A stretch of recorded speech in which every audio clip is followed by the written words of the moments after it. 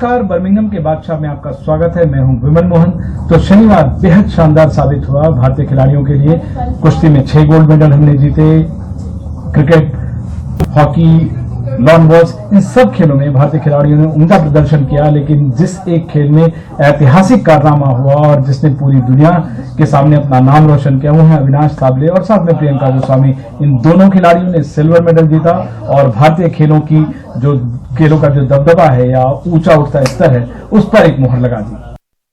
भारतीय golden generation of athletics के एक और अविनाश साबले टोक्यो में मिस किया था, आपको उस समय कोविड हुआ था, लेकिन अभी जो कीनियन के साथ पिछले 10 बार से लगातार जीत रहे हैं और कीनियन के बीच में जगह बनाना, देखो काफ़ी अच्छा लग रहा है। थोड़ा सा मतलब ये हुआ कि गोल्ड नहीं जीत पाया, लेकिन खुश हूँ क्योंकि जैसे इस इवेंट में कीनियंस मतलब क्लीन स्वीप होता है, फर्स्ट सेकंड थर्ड कीनियंस ही होते हैं। तो मैं जब रेस भाग रहा था तो मुझे यही था कि मुझे मेडल जीतना है तो मुझे कीनियंस को बीट करना पड़ेगा, और मेरी तैयारी जो थी वो अच्छी थी। और मैं बस लास्ट जो वर्ल्ड चैंपियनशिप की रेस है उसमें मैं खराब मतलब अच्छा नहीं कर पाया था, तो मुझे उसका काफ़ी दुख था कि मैं कुछ भी हो मुझे कॉमनवेल्थ में एक अच्छा करना ही करना है। हम सियाचिन की ट्रेनिंग का आपको ओवरऑल तो जरूर फायदा हुआ। देखो मुझे पहले तो आर्मी की ट्रेनिंग का बहुत सारा मतलब फ़ायदा हुआ, और जो उस डिसिप्लिन का और ट्रेनिंग का, क्योंकि उस ट्रेनिंग ने मुझे इतना हार्ड बना दिया कि मैं किसी भी फील्ड में जाऊंगा तो मुझे इजी लगता है, और वो डिसिप्लिन की वजह से मैं हमेशा अपना अच्छा प्रदर्शन करूंगा। अब लोग आपको नीरज से कंपेयर कर रहे हैं टॉप लीग एथलीट में। देखो मैं ट्रैक इवेंट में ये हूँ, लॉन्ग डिस्टेंस में कंपेयर का तो कुछ नहीं, मुझे बस अपना बेस्ट देना है और आने वाले टाइम में भी मुझे अपना बेस्ट देना है। और जो कंपटीशन आएंगे जहाँ तक मेरे से ये हो, मैं जो मेरा ये है कि देश के लिए और भी वर्ल्ड लेवल पे मेडल जीतना है, ओलंपिक्स में मेडल जीतना है, तो मैं इसी के लिए अगले 2024 के लिए मेहनत करते रहूँगा। मैं इस वक्त भारतीय एथलेटिक्स के गोल्डन जनरेशन के साथ हूँ, लगातार कॉमनवेल्थ में कमाल कर रहे हैं। और प्रियंका, सबसे पहले आपको लोग आप पे शायद यकीन ना कर रहे हों, लेकिन वर्ल्ड चैंपियनशिप में सबसे पहले इस रेस के बारे में, मोन्टाग को 4 किलोमीटर तक जैसे आपने पकड़ा हुआ था, जो वर्ल्ड चैंपियनशिप में स्ट्रैटेजी थी, यहाँ भी यही थी कि पहला 4 किलोमीटर फास्ट जाना है। 10 किलोमीटर में एक्चुअली टाइम ही नहीं है सोचने का कि पहले जाना है या बाद में जाना है, वो तो खींचना ही है, शुरू से लास्ट तक खींच के ही रखना है। तो मैं पहली 200 देखी थी मैंने, बहुत स्लो गई थी, तो मैंने सोचा पता नहीं ये मोन्टेंग पीछे क्यों चल रही है, लेकिन मेरे को मेरे टाइमिंग से मतलब था कि ये नहीं देखना था कि कौन मेरे आगे चल रही है कौन पीछे। तो मेरा जो टाइमिंग था वो मैंने टारगेट किया कि मुझे हर लैप इतना टाइमिंग में निकालना है और 43+ मुझे रेस लगानी है, तो वो मेरा कंप्लीट हुआ। प्रियंका, आपके बारे में आज दुनिया को जानना चाहिए। आपने लड्डू गोपाल हाथ में रखा हुआ है, सिल्वर मेडल आपके लाइफ का बेस्ट मोमेंट है ये। जी बिल्कुल, लाइफ का बेस्ट मोमेंट है। मैंने ओलंपिक्स में भी इनको तिरंगे की ड्रेस पहनाई थी, लेकिन लड्डू गोपाल को, जी भगवान कृष्ण, हाँ जी, तो उस टाइम मेरा झंडा ऊपर नहीं जा पाया था, लेकिन आज वो सपना पूरा हुआ और मेरे साथ ये भी पोडियम पर खड़े थे। प्रियंका, आपको मुजफ्फरनगर में भी और यूपी में भी, क्योंकि मैं उस इलाके में रहता हूँ गाजियाबाद में, आपको काफ़ी वहाँ सेलिब्रेट करते हैं, लेकिन नेशनल स्टेज पे, ग्लोबल स्टेज पे इस तरह की पहचान, आपके लाइफ का बेस्ट मोमेंट? हाँ, मेरा बेस्ट मोमेंट है क्योंकि मैं रेस वॉकिंग में मेडल ले पाई, जिसको मेरे गांव में भी अच्छे से नहीं जानते हैं। बिल्कुल, हाँ। तो अपने गांव मुजफ्फरनगर में कौन सा गांव है आपका? मेरा गांव सागड़ी है। सागड़ी, हाँ। मेरे गांव वाला एक ग्रुप है, तो उसमें भी आज मैसेज आया था कि हमारी बेटी का आज इवेंट है करके, तो मैंने आने से पहले वो पढ़ा, तो मेरे को ये मेरा पूरा गाँव बैठ के देखेगा प्रियंका, अच्छा करना है बस अब तो मेरे को अच्छा लगा कि मेरे पूरे गाँव को पता है कि आज मेरा इवेंट है यहाँ पे। बस मैं यही कहना चाहूँगी कि शायद इस मेडल से अभी पूरे इंडिया में हर एक जानेगा कि रेस वॉकिंग भी कुछ होता है, और मैं चाहती हूँ कि बढ़ के लोग आए और रेस वॉकिंग में। यूपी में आपको करते हैं, लेकिन और गांव से आए, और ये रेस में हम भारतीय अच्छा कर सकते हैं। हाँ बिल्कुल कर सकते हैं। इस मेडल के बाद शायद उनका भी कॉन्फिडेंस बढ़ेगा कि रेस वॉकिंग में भी इंटरनेशनल लेवल पे मेडल आ सकता है, क्योंकि हमारा टेक्निकल इवेंट है, काफ़ी जजेस पे भी डिपेंड होता है, तो अभी वो लोग सुनेंगे कि हाँ मेडल लिया है तो हम भी ले सकते हैं। कुश्ती में पिछली दफा भारतीय खिलाड़ियों ने 12 मेडल जीते थे। इस बार भी मेडल के लिहाज से देखें तो 100% नंबर आए। 12 में से 12 खिलाड़ियों ने मेडल जीते, लेकिन एक स्तर और ऊपर गए, क्योंकि इस बार पिछली बार से एक ज्यादा गोल्ड मेडल भारतीय खिलाड़ियों के नाम आया। एक गोल्ड मेडल यानी 6वां गोल्ड मेडल नवीन के नाम आया। इससे पहले शनिवार के दिन विनेश और रवि दाहिया ने गोल्ड मेडल जीता।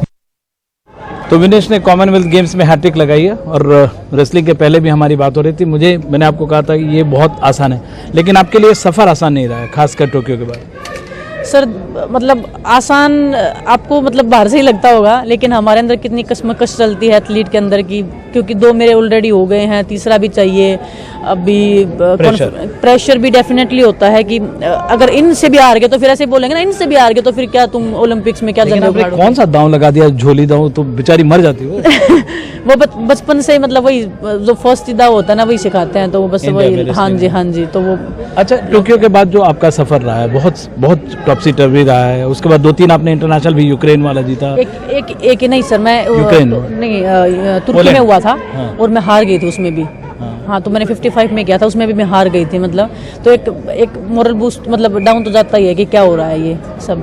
तो फिर मैंने कंपटीशन स्टॉप कर दिया, मैं सिर्फ ट्रेनिंग पे फोकस कर रही थी कि जितना मैं ट्रेनिंग कर सकती हूँ कितना मैं, क्योंकि इस साल 2 ही कंपटीशन थे मेरे, तो कॉमनवेल्थ गेम्स मेरे को मतलब ये लगा कितना डिफिकल्ट रहा है सफर। आपसे एल्बो के सर्जरी की भी बात हुई, और मैं जितना आपको देखता हूँ मुझे लगता है कि साइकोलॉजिकली आपको और उठने में मेहनत लग रही है। बिल्कुल भाई, हर एक एथलीट का मतलब मेरे ख्याल से सब वही, कोई दिखा देता है कोई नहीं दिखाता, मतलब लेकिन एक हार और वो हार भी ओलंपिक्स की हार, मतलब 2 बार की हार, एक को तो आप हजम करो, वो दूसरी मतलब पहली नहीं हो रही तो दूसरी कैसे करोगे, तो वो काफ़ी डिफिकल्ट होता है सर मेंटली। लेकिन वही है, क्या करें, ऑप्शन क्या है, पीछे हम जा नहीं सकते, आगे जाना पड़ेगा, तो कैसे जाएं आगे। मैंने आपको खुल के हंसते देखा।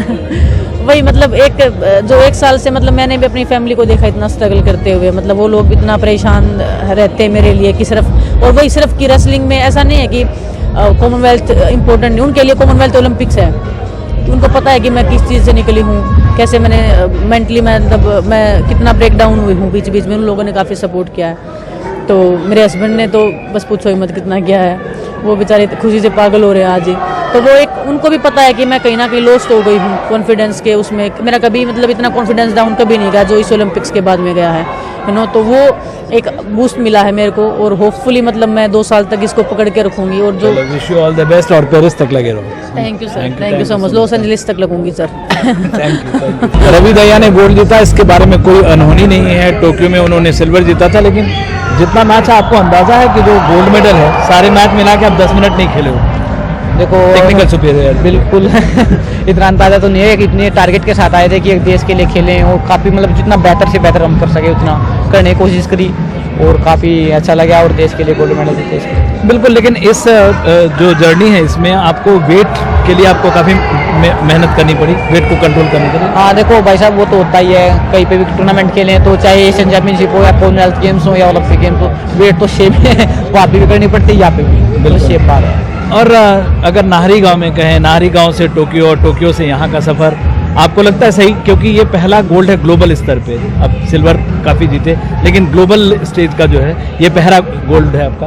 देखो बहुत अच्छा लग रहा है, और देश के लिए गोल्ड मेडल जीतना, और देश का राष्ट्रगान जब बजता है तो वो एक ऐसा क्षण होता है मैं जिसके बारे में बता भी नहीं सकता, वो एक अलग ही होता है खिलाड़ी के लिए, उससे बड़ा कुछ नहीं होता। आप भावुक भी हो गए थे, आपकी दोनों उंगली में बैंडेज लगा हुआ था, आप इंडिया पे हाथ रखा हुआ था आपने। वो थोड़ा थोड़ा हो जाता है ऐसी।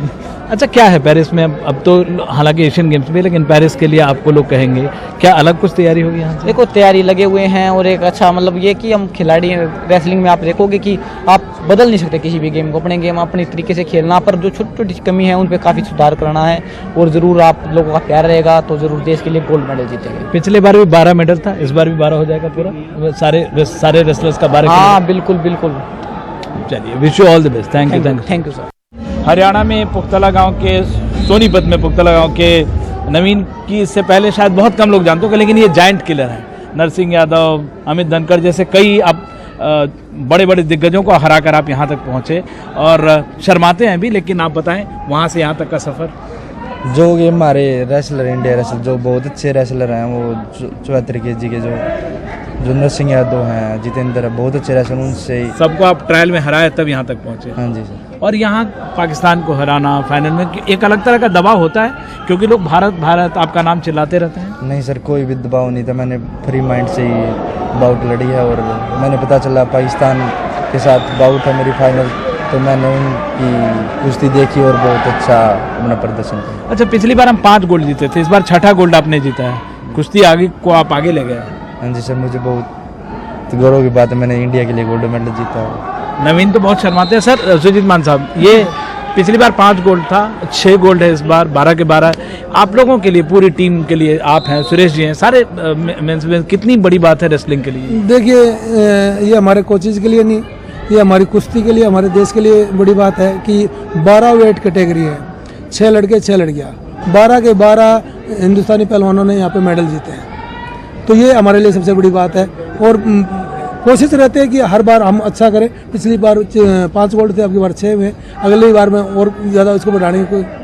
अच्छा, अब एक आखिरी सवाल पूछना चाहूँगा, कितने जो आपके बच्चे जो जीते हैं इनमें अब कितना आगे का, क्योंकि लोग यहाँ इससे ज़्यादा बड़ा स्टेज देखते हैं ओलंपिक्स को, कितने का पोटेंशियल अब देखते हैं वहाँ तक, खासकर नवीन 19 साल के हैं इस लिहाज से? देखिए, जैसे नवीन 19 साल के हैं और भी कई लड़के हैं जो अभी कोई जूनियर में है, क्योंकि नवीन भी अभी जूनियर में ही है और इस सीनियर में इतना अच्छा प्रदर्शन कर रहे हैं। इसी साल इन्होंने सीनियर एशियन चैंपियनशिप में ब्रॉन्ज मेडल जीता है, अभी कॉमनवेल्थ गेम्स में गोल्ड जीता है। तो इससे इनका मनोबल बढ़ेगा और हमें जहाँ तक लगता है 2024 में 2020 टोक्यो ओलंपिक जो था उसको और शानदार और बेहतर करने की हमारी कोशिश है। और इस समय हिंदुस्तान के पहलवानों में जुनून है, उनकी सोच है ओलंपिक मेडल जीतना। पहले एक सोच होती थी कि ओलंपिक में पार्टिसिपेट करना या पहुंचना है, लेकिन अब उनकी सोच बदल आपका भी चुकी है। टारगेट है ओलंपिक्स? यस। और आप बोलने की आदत डाल लीजिए, अब आपको बहुत इंटरव्यू देने पड़ेंगे, आप बहुत उम्दा पहलवान है। Thank you so very much हमसे बात thank you sir. Thank you. तो शनिवार को बर्मिंघम में भारतीय खिलाड़ी छाए रहे और भारतीय फैंस भी भारतीय खिलाड़ियों की हौसला अफजाई करते रहे और भारतीय खिलाड़ियों ने उस मेडल जीतने में कोई कसर नहीं छोड़ी। कई खिलाड़ी फाइनल में भी गए। डालते हैं शनिवार के कुछ अहम मुकाबलों पर एक नजर। रविवार एक बार फिर भारतीय खिलाड़ियों और फैंस के लिए ब्लॉकबस्टर साबित हो सकता है। क्रिकेट, हॉकी, बैडमिंटन, बॉक्सिंग, कई मुकाबलों में गोल्ड मेडल की उम्मीद रहेगी और कई खिलाड़ी अपना पूरा दांव लगाएंगे और उम्मीद करते हैं कि भारत जो पिछली बार की जो सीमा थी, पिछली बार जो 15 गोल्ड मेडल जीते थे, वो रविवार को ही पूरा हो जाएगा।